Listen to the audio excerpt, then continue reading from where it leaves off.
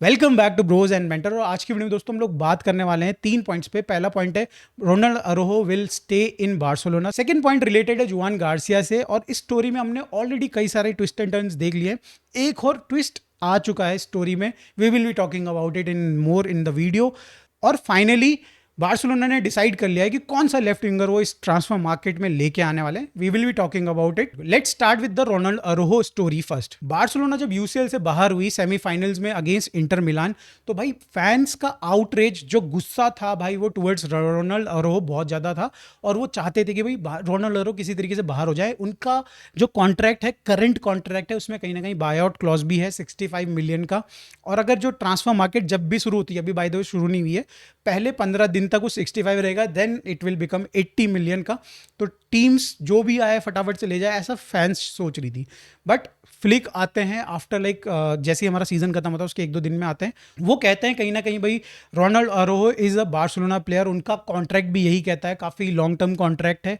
वो ये भी कहते हैं रोनाल्ड अरोहो, जो कि 8-9 महीने की इंजरी के बाद आए, उनके अंदर डेफिनेटली वो शार्पनेस नहीं थी, but he expect him to improve in the next season. और इस इंटरव्यू में डेफिनेटली फ्लिक ने भाई कहीं ना कहीं भरोसा दिखाया रोनाल्ड अरोहो पे। फ्लिक के इंटरव्यू के बाद रोनाल्ड अरोहो का इंटरव्यू आता है। वो कहते हैं कि जो बार्सिलोना के साथ उनका कॉन्ट्रैक्ट है वो काफ़ी लॉन्ग टर्म है। भाई वो कैप्टन है इस टीम के, और अपने आप को देखते हैं कि भाई आगे आने वाले सालों में, 5-7 सालों में भाई मैं इसी टीम के साथ खेलूंगा। तो वो मानते हैं कि कहीं ना कहीं भाई वो छोड़ के नहीं जाने वाले हैं बार्सिलोना को।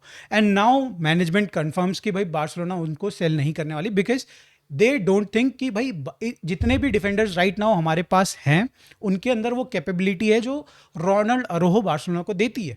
और मैं भी थोड़ा बहुत एग्री करता हूँ इस पॉइंट से। डेफिनेटली भाई उन्होंने जो मिस्टेक्स करी दोनों चैंपियंस लीग में, पिछले बार के इस बार के, हम लोग बाहर होते हैं उनके डिसीजन से। But at the same time यार, चलो ठीक है, वो जो रेड कार्ड उन्होंने पिछली बार अगेंस्ट पीएसजी लिया, it was on him, definitely it was on him.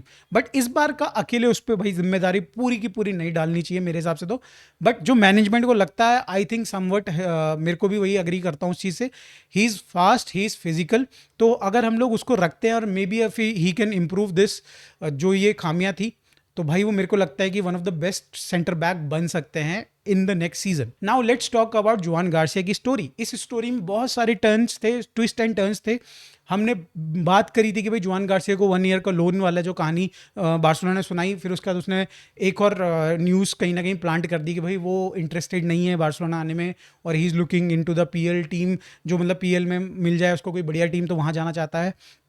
फिर कहीं ना कहीं बार्सिलोना उसको 5 साल का कॉन्ट्रैक्ट एक फॉर्मल तरीके से दिखाया कि भाई हाँ ये हमारा प्रोजेक्ट है इस तरीके से। तो वो थोड़ा उसने उसमें पॉजिटिव रिस्पॉन्ड किया, रेडियो पे आया कि भाई he has no problem with playing against Espanyol. And then उसके बाद कहीं ना कहीं एक डबल माइंडेड अभी भी वो लग रहा है, बिकॉज कहीं ना कहीं उसमें मैं मानता हूँ बार्सिलोना की ही गलती है। आप शेजनी से बात कर रहे हो, शेजनी ने कंफर्म कर दिया, ही अग्रीड कि भाई वो कॉन्ट्रैक्ट साइन कर लेगा बार्सिलोना के लिए 1 साल के लिए। और आप ter स्टेगन से रिलेटेड अभी तक आपने कुछ कंफर्मेशन दिया नहीं है, या फिर ter स्टेगन से भी नहीं आया कि क्या वो रुकने वाले हैं, क्या वो जाने वाले हैं।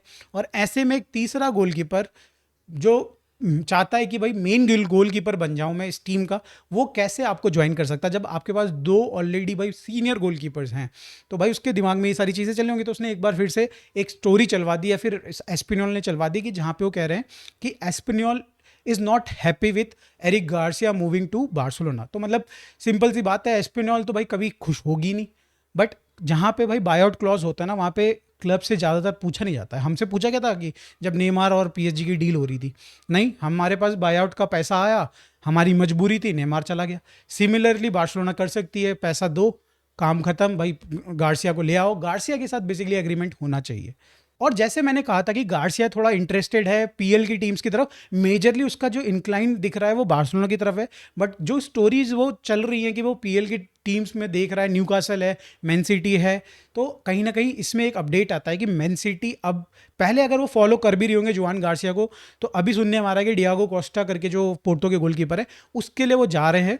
एंड इससे हमें एक चीज़ पता चलती है कि थोड़ा सांस लेने के लिए Barcelona management as well as Barcelona fans को भी मिल गया है भाई, थोड़ा सा मतलब रिलीफ मिला है कि भाई एक एटलीस्ट एक बड़ी टीम, भाई मैन सिटी जिस पे हाथ रख देती है उसको ले लेती है भाई, लिटरली पैसा वैसा नहीं देखेगी, वो थोड़ा बोनसेस दे देगी, कुछ कर देगी, सब चीज़ हो जाएगा भाई फाइनल। अगर उनका मन करेगा तो भाई वो जुआन गार्सिया उठा के ले जाएंगे, और वो टीम भी अच्छी है। तो मेरे को ये है कि भाई थोड़ा सा एटलीस्ट रिलैक्स हमको हो गया है कि भाई कहीं ना कहीं कि अगर वो जा रही डिफरेंट गोलकीपर के लिए तो that is a good thing for Barcelona. Finally दोस्तों बात कर लेते हैं बार्सिलोना की जो लेफ्ट विंग वाली पोजीशन है उसके लिए जो रेस चल रही है उसमें सबसे आगे इस समय पे रैशफोर्ड नज़र में आ रहे हैं हम लोगों को।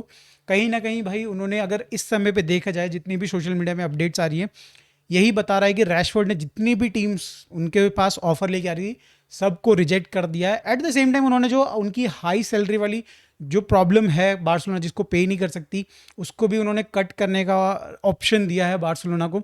तो राइट नाउ मैंने जब लास्ट टाइम मैंने जो रिपोर्ट किया था मैंने 220 के अराउंड उनकी सैलरी रिपोर्ट करी थी which is I think incorrect. 330 के अराउंड वो कमा रहे हैं मैन यूनाइटेड में और वो तैयार हैं भाई कहीं ना कहीं पे कट लेने के लिए। क्या वो 50% से भी कम पे आ सकते हैं, that is a big question. But अगर वो 50% से भी कम पे आ जाते हैं मेरे हिसाब से, अगर वो 150 140 के पे भी आ जाते हैं that will be a good option for Barcelona. अगर आपने मेरी वीडियोस को पहले देखा है तो आपको पता है कि भाई मेरा इंक्लाइन टुवर्ड्स इस पोजीशन में भाई निको विलियम्स की तरफ ज़्यादा है। उसका एज, उसका भाई कहीं ना कहीं जो कैपेबिलिटी है वो ऐसा नहीं है कि भाई वो बेसिकली अगर आप देखो तो रफीनिया को ओवरलैप करती है, कुछ एक्स्ट्रा प्रोवाइड करता है निको विलियम्स, जो कि मुझे लगता है कि रफीनिया के केस में नहीं है। मेरे को ये लगता है पर्सनली यहाँ पे आप रफीनिया की जगह पे आप एक प्लेयर लेके आना चाहते हो, रफीनिया की जगह पे नहीं ऑब्वियसली, बट लेफ्ट विंग पे अगर एक प्लेयर लेके आना चाहते हो और आपके पास रफीनिया जैसा प्लेयर है तो आप सेम प्रोफाइल का प्लेयर नहीं लाना चाहिए आपको फर्स्ट ऑफ ऑल। अगर हम बात करें ये रैशफोर्ड की क्या प्रोफाइल सेम मिलती जुलती है क्या रफीनिया से, तो मुझे पर्सनली ऐसा लगता है कि जी हाँ मिलती है। ही इज़ अ गाय जो कि भाई बहुत फास्ट है, रफीनिया कहीं ना कहीं फास्ट है, बहुत फास्ट तो नहीं है बट फास्ट है। एट द सेम टाइम भाई वो इंटीरियर में ड्रिफ्ट करके आना पसंद करता है रैशफोर्ड, सेम गोज विद भाई रफीनिया। और उसके बाद वो कई सारी कैपेबिलिटीज़ है उसके पास, जैसे कि मतलब अगर आप देखें तो आउटसाइड द बॉक्स भी शॉट कर सकते हैं, अच्छे शॉट है, पावरफुल शॉट मारते हैं। रफीनिया भी बाय द वे ये सारी चीज़ें होल्ड करते हैं। रफीनिया से थोड़ी ही चीज़ें उनके पास हैं बेटर, मैं बताऊंगा, जैसे कि ड्रिबलिंग बेटर कर सकते हैं डेफिनेटली भाई। रफीनिया इस मैटर में कहीं ना कहीं लैग करते हैं, अच्छे ड्रिबलर नहीं है रफीनिया। आप देखेंगे उनको अगर वो ड्रिबल भी कर रहे हैं तो बहुत बाहर, या फिर मतलब मेरे को लग रहा है सेंटर जो पिच की जो सेंट्रल पोजीशन होती है वहाँ पे ज़्यादा ड्रिबल करते हैं, या फिर जो लेफ्ट विंग की लाइन होती है उसके आसपास ड्रिबल करते हैं। बट जब बात आती है बॉक्स के आसपास आने की तो वहाँ पे वो तो ट्राई करते हैं कि या तो वो पास दे दें या तो वो शॉट ले लें भाई, वहाँ पे वो किसी प्लेयर को ड्रिबल करने की नहीं सोचते। ऑन द अदर एंड आपको रैशफोर्ड उन एरियाज में भी ड्रिबल करते हुए नजर आ जाएगा। बट दोनों की कमियां ये हैं कि भाई कहीं ना कहीं जो लो ब्लॉक वाली टीम होती हैं भाई दोनों की कमियां रही हैं।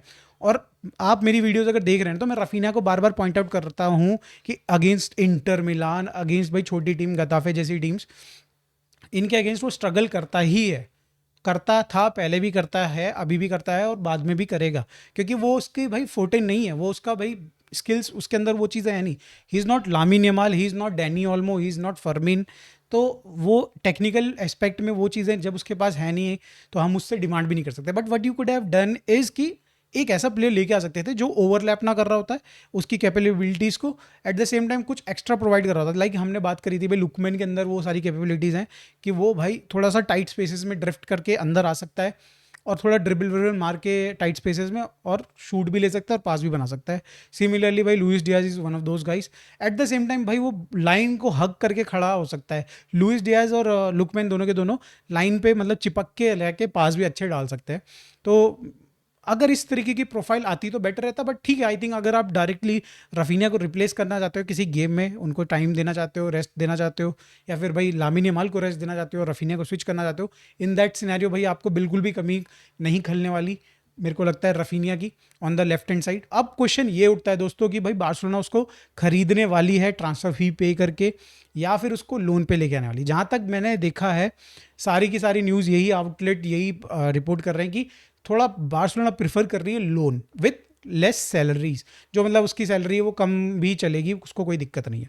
तो देखने में तो ये आ रहा है and I think that is the best option कि आप एक साल देखो बंदा कर भी पाता है कि नहीं कर पाता। बार्सिलोना की जो डिमांड्स हैं, जिस तरीके से बार्सिलोना खेलना चाहती है, वो उस चीज़ में खरा उतरता है कि नहीं उतरता। अगर वो उतरता है तो then obviously there will be a clause, buy वाला क्लॉज होता ही है हर किसी लोन में जनरली। तो अगर हो वो उसके बेसिस पे फिर खरीद लीजिए, कोई दिक्कत वाली बात नहीं है। एट द सेम टाइम भाई लोन अगर आप करते हैं तो आपके पास मेरे हिसाब से पैसा और बच जाएगा अगर आप भाई जुआन गार्सिया लेके आते हैं, आप लेके आते हैं रैशफोर्ड को लोन पे, तो डेफिनेटली आपके पास पैसा बचता है एक राइट बैक या फिर एक लेफ्ट बैक प्रोफाइल वाले प्लेयर को लेके आने के लिए, जहां पे आप एक ऐसा प्लेयर लेके आ सकते हो जो दोनों जगह पे खेल सकता है। तो may be you can do that also, but that will be a surprise for all the fans मेरे हिसाब से, तो क्योंकि भाई ये एक्सपेक्टेशन तो हम लगा के बैठे नहीं है। हमें तो ये लग रहा है कि दो ही बंदे आ सकते हैं, या फिर भाई आप लेफ्ट बैक राइट बैक ना ला के भाई क्या पता आप भाई स्ट्राइकर पोजीशन पे कोई ऐसा बंदा ले आओ, अननोन बंदा जो 20-25 मिलियन 30 मिलियन में अवेलेबल है और कुछ अच्छा कर सके। तो भाई बहुत सारी अपॉर्चुनिटीज़ खुल जाएंगी अगर हम लोग रैशफोर्ड को लोन पे लेके आते हैं। तो दोस्तों मैं आप लोगों से जानना चाहूँगा कि क्या बार्सिलोना का ये जो डिसीजन है रैशफोर्ड को लेके आना, ये सही डिसीजन है? प्लीज़ कमेंट में ज़रूर बताइएगा। मिलते हैं नेक्स्ट वीडियो में। Till then thanks for watching, bye for now.